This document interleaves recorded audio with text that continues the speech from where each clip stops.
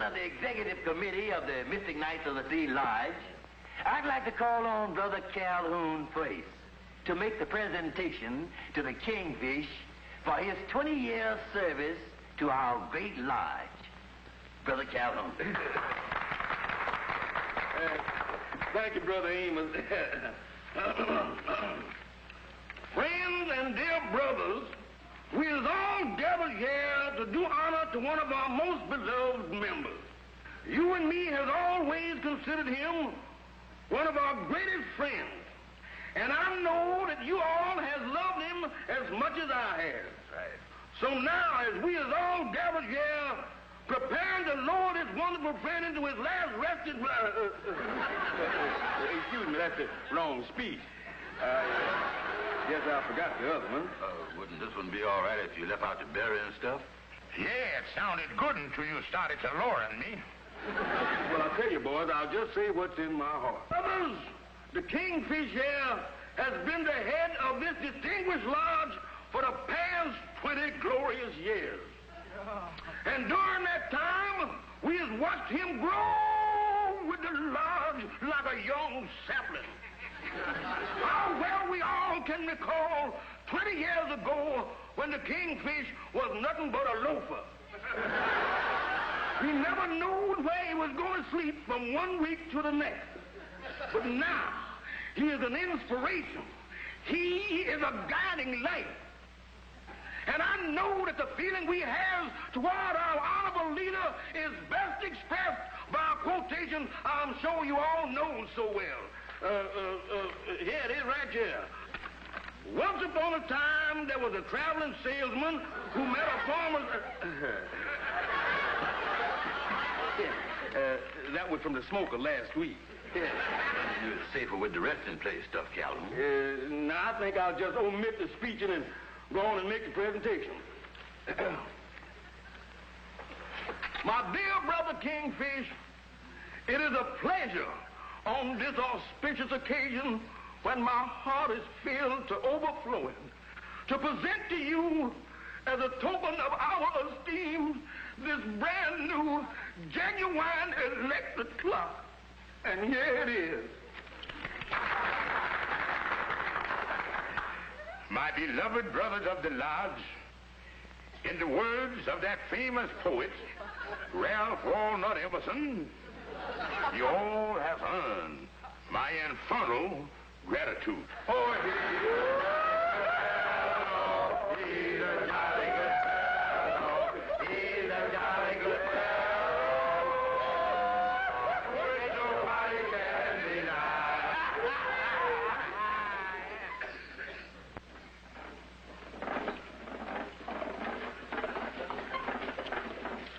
Good morning, Sapphire. Good morning, George. Good morning, Mama. Good morning, George. What's that you got there, George? Well, honey, you're going to be very proud to know that last night the Supreme Council of the Lodge presented me with this clock to show what they think of me. Yeah, well, I wouldn't shake it if I was you. There might be a bomb inside. I'll have you to know that they give me this clock for the 20 years work I've done for the Lodge. This clock is worth $8.50. Well, if you ask me, I think you've been overpaid. I don't know what you need a clock for anyway. You ain't never been no place. You ain't going no place. And if you was going someplace, it wouldn't make no difference to nobody whether you got there or not in the first place. And to think, I give up rats and alligators to marry into this family. This thing got a second hand and everything here.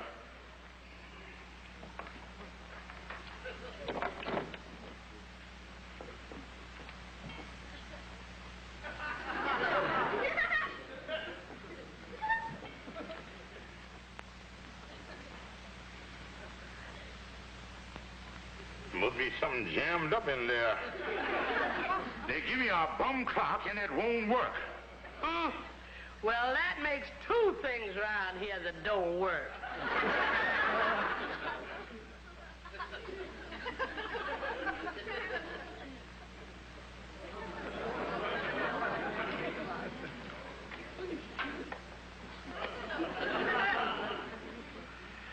There you is, Kingfish. You see, the trouble was right there. They put too many wheels in the clock.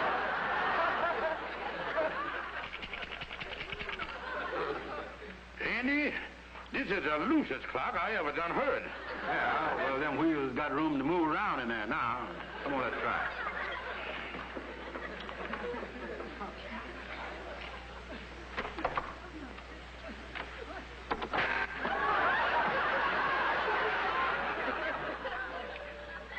Well, maybe this is one of them new improved clocks. Not only tells time, but sends out smoke signals, too. Andy, this clock ain't gonna work. I just got a lemon here, that's all.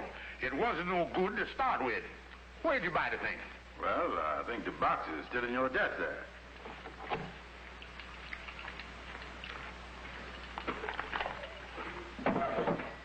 There, then. Andy, I ain't got a thing to worry about. This clock got a lifetime guarantee to it. Oh, it is, huh? Yeah, see here, if this clock got any mechanical defects, they will cheerfully give me a new one. Yeah, the bill here. Better call the man up. Now listen, mister. The storekeeper told me to call the jobber. The jobber told me to call the distributor. The distributor told me to call you. Now you telling me to call the manufacturer. Yeah. Where's that located at? Yeah, I got a pencil.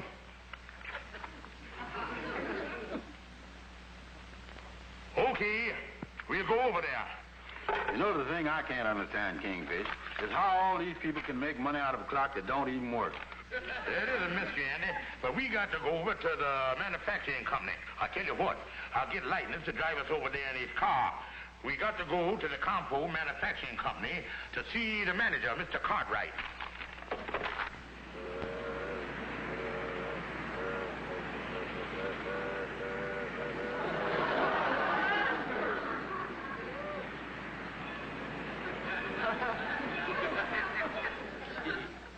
Here's some more data on how the Army wishes us to convert from civilian work to defense work. Well, it looks like we're really rolling here. Little did I know when I got a job in the clock business that I'd end up making top secret stuff for the government. You know, Mr. Cartwright, the Army's very upset about this new electronic altimeter clock you've been making. You know, the first model had a lot of bugs in it. They had to reject it. Well, now, let's be fair about it. They wanted an altimeter for a guided missile. They also wanted a clock in it to determine the rate of ascent. Now, Major, you know you don't knock these things out overnight. The most important thing is, will this new model work? I'm sure this new model will satisfy him 100%. I'm having a couple of mechanics come over from our Jersey plant to give it its final check. When's all this going to happen? Well, the two men should be here shortly. I left word to the guard outside to send them right in so they can go on up to the laboratory and make the final test. Well, I'll be very interested in seeing the results that we get from these two mechanics.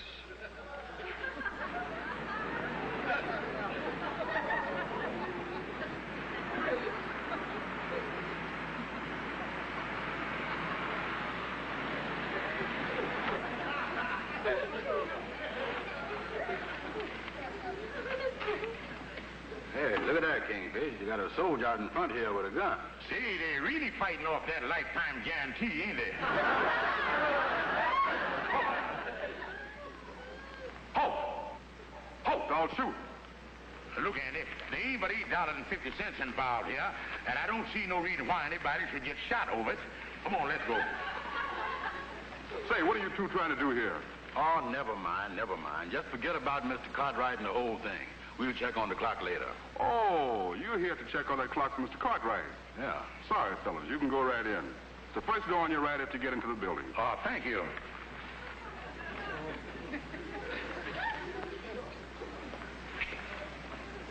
Andy, the wholesaler must have told him we was coming. But I still wondering what that fella doing out there with that gun. Well, with the bum clocks that this place puts out, I guess they needs protection. We're not sending out this electronic altimeter clock until it's been thoroughly tested. This is a top secret job.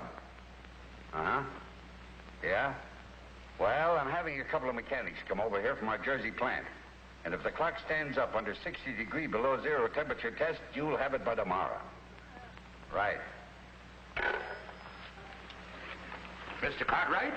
Yes? Well, we're here about the clock. The fella up front said you was expecting us. Oh, yes, of course. The clock's all ready for you upstairs. Well, you know that first one was a lemon, all right. Oh, there's no use in discussing that one. This one is perfect, which you'll find out after you test it. I'm glad to hear. Pardon me. You know what the man said, Andy? Said the clock's all ready for us. You know, I like the way this firm does business. Oh, yeah. Yeah, they must think we are two really important guys, all right, the way they're taking care of us. Mm-hmm.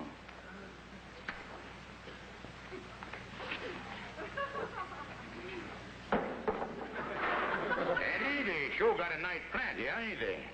Yeah, these people know what they're doing around here, all right. Okay, you can come in here now. Take your clothes off.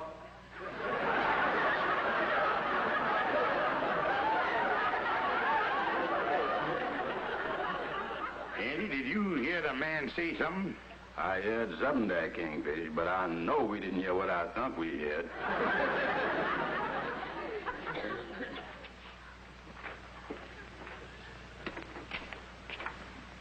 Come in here and take your clothes off.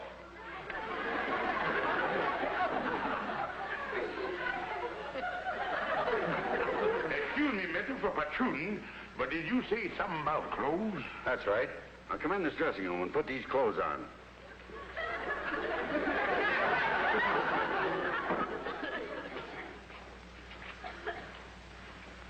Now, look, mister, we don't mind playing Buck Rogers and all that stuff, but we up here about a clock. I'm taking my orders from somebody else, and you've got to take them from me. Now put these clothes on and let's get started. But, mister, all we is here for is... I know what you're here for, but you're not going upstairs till you put these clothes on like everybody else. Do you mean that everybody else put these on here? Well, of course they do. You know what you mean? Taking advantage of this lifetime guarantee ain't as easy as a lot of people think it is.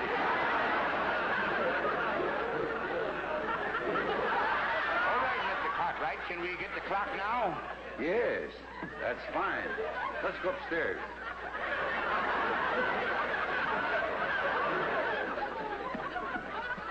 All right, Ben, step right in here. And I'll go and get the clock for you. Wait a second, Mr. Cartwright.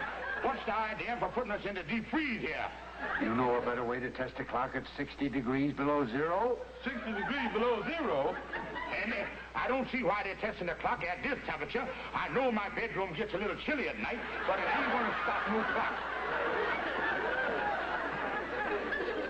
Holy mackerel, Kingfish. It is 60 degrees below zero in here.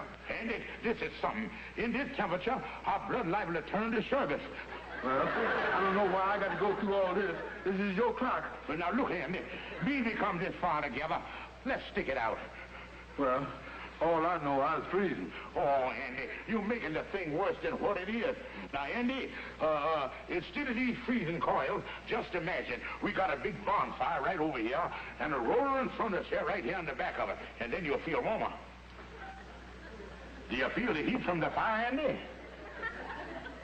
How can I feel it and you stand right in front of it hogging it all? Oh, well, then, come on around back of me and get over here on this side. I can't. How come? I might back into the furnace. Here's the clock. And remember, it's got to be tested for a full 30 minutes. 30 minutes? Wait a minute, Kingfish. If they're testing this clock they're giving you, how come we got to stay in here with it? Well, Andy, if you've been reading the Wall Street Journal, you would know that that's the way big business operates.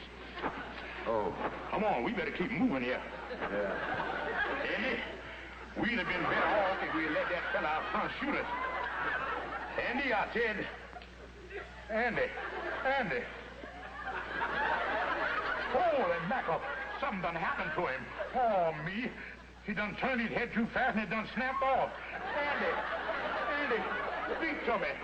What do you want, Kingfish? Andy, tell me where your head is so I can talk to it. Yeah, it is. Oh, what a fright you gave me. I thought you'd been decapitated. I'm getting out of here. Yeah, I had enough of this.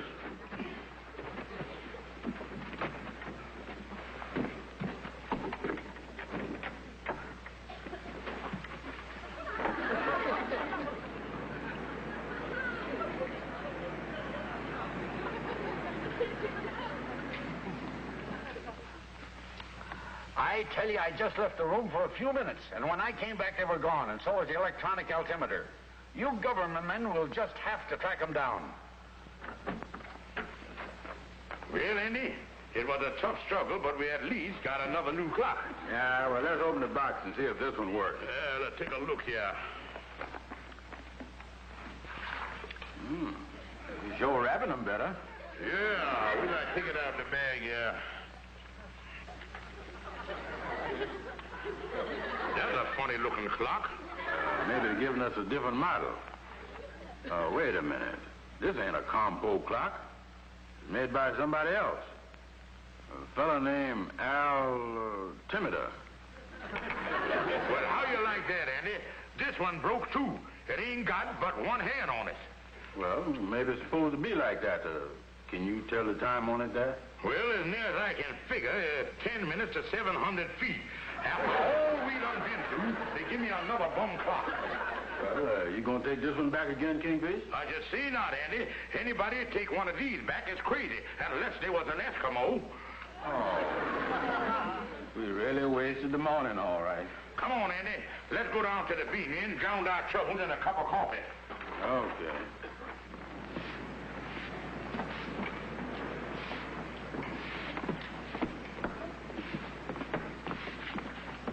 What am I carrying this for? It ain't no good.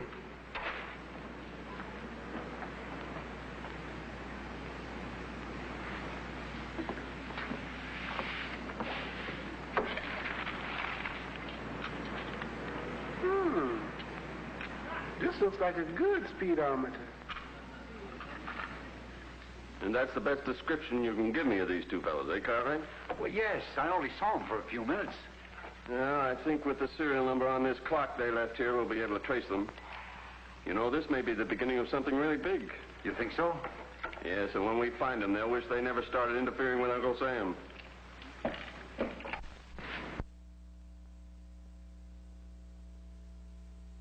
You know where we can find a George Kingfish Stevens? Yes, here inside. Like I was saying, Andy, the next time you boys want to present me with something for my service to the lodge, just give me the cash. I'm one man who don't like no trouble. Yeah, well, the only thing is, Yes, sir? Are you George Kingfish Stevens? Yeah, I'm George Kingfish Stevens. What can I do for you? what is it, Kingfish? A couple of elks? I don't know, Andy. Excuse me a minute till I put on my glasses here. My irises have been twitching on me here lately. Let's see what we got here. Government men? Well, Kingfish, I'll drop round and see you again sometime. Wait a minute. We want to talk to you, too. We want to find out about a certain electronic altimeter clock you took from the Compo Manufacturing Company. Now, where is it? The altimeter clock? Now, look, mister, I admit that we took a clock, but I thought it wasn't no good just like the first one. So I threw it in the ash can right out front there. Benson, have a look in the ash can. Right. You know, this comes under the heading of espionage, and if you fellas don't come clean, you're in for plenty of trouble. Now, wait a minute, mister. I didn't have nothing to do with nothing. The Kingfish here asked me to go to the clock factory with him. Is that right, Stevens? Yeah, that's right, but the thing is... So you're the brains, eh? I wonder if you could be an innocent accomplice in this thing. Yes, sir. I'd be glad to. Yeah, I'd be glad to, too. I can partner. Look, you two. It isn't there. Well, you heard the man. All right, now, tell me where it is. Now, wait a minute, mister. Well, hi you there, fellows. I see you got company. Oh, Calhoun, isn't I glad to see you. Yeah. You got to help us, Calhoun. We're in trouble. In trouble, eh? Well, What's the charge? espionage. Espionage? Why, that's a trumped-up charge. These men ain't never started a fire in their life. Now, listen here, you. I don't know who you are, but I'm warning you not to try to interfere in this. Not interfere? Let me tell you something. You two men can't come barging in here starting no false accusation against these two honest, patriotic, innocent gentlemen. After all, this is a free country. What are they paying taxes for that they would pay if they was paying? Ain't it? I told you once before to keep out of this. You just give me one good reason why I should keep out of this. I tell you, this country ain't gonna be safe until the average citizen goes about his business. See, and I tell you, his country ain't gonna be safe until these two crooks is behind bars. Now, wait a minute, Calhoun. Get your hands off of me. I don't talk to no traitors.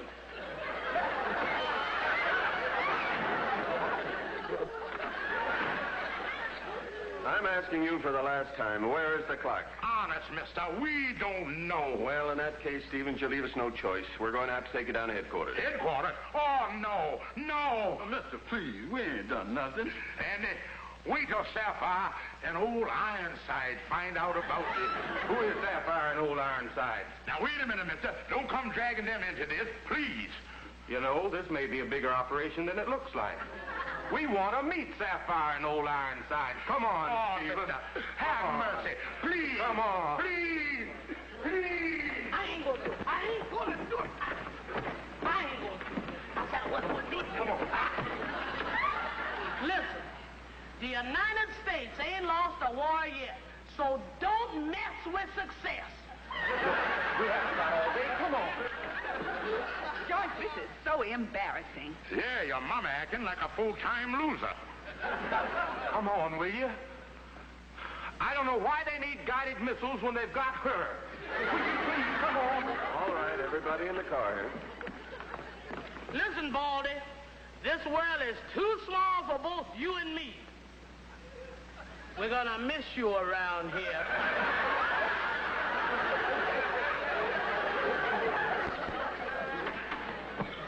Hey, Lightning, did you hear the awful news? The government got the kingfish and then the women, too. Yeah? What's this all about, Brother Ian? Well, Calhoun told me about it, but I ain't got time now, Lightning. See, will you drive me over to the police station? My cab's in the shop. Yeah. I'll move this out of your way here. This is a new speedometer I've been trying to put in. I hope it works all right. A new speedometer? Uh-huh. Hey, wait a minute, Lightning. Huh? Where'd you get this thing? Kingfish threw it in the trash can over there, and I dug it out. Holy smoke, this is just the thing they've been looking for. This will put the boys in the clear. It will. I don't know what they want it for. It ain't no good. According to this thing, we 14,000 feet above sea level. Oh, come on, Lightning, let's get going. Well, Mr. Jones, we've checked your story and everything seems to tie in. Oh, yes, I was telling the truth, all right. You see, this fella, Lightning, thought that thing was a speedometer. Yes, well, your friends will be released immediately, and I'll see to it they get home. Oh, thank you, sir. Look, Mr. Benson, he's gonna wind up with you sooner or later, so why don't you just keep him? Oh, no, I think he'll be able to stay out of trouble this time for a while. Well, goodbye, folks. Mama, I told you 1,000 times the whole thing wasn't my fault. Yeah, but you sure is lucky that Amos see that thing in Lightning's car. Well, all I know is I was upstairs in my own room, minding my own business, and the next thing I knew, here I was mixed up in the government. Now, look, Mama, George is right. The whole thing wasn't his fault. They gave him a defective clock. Now, let's all go in and settle down and have a cup of coffee. Come on.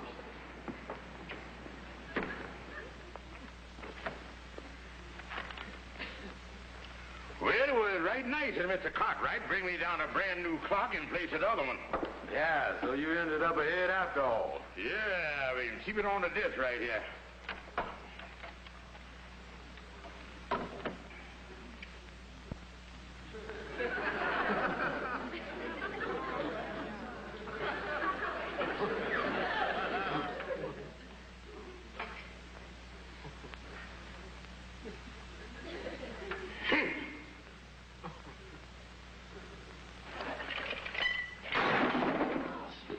Imagine them giving me another clock that don't work. Well, maybe this will explain it, dear Mr. Stevens. Due to the fact that you have ignored your past due electrical bill, your current has been turned off since 9 o'clock this morning. Oh, no. No. No.